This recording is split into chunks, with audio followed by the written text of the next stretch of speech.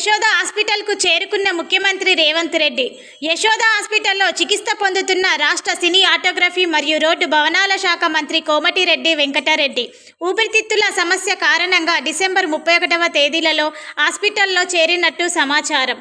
దీంతో పరామర్శించడానికి వచ్చిన ముఖ్యమంత్రి Revanth Reddy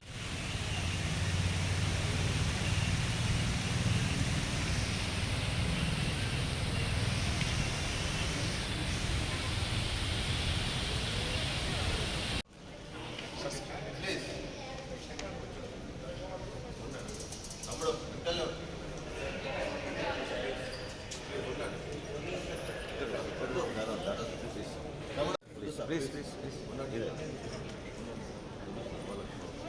The problem is not home.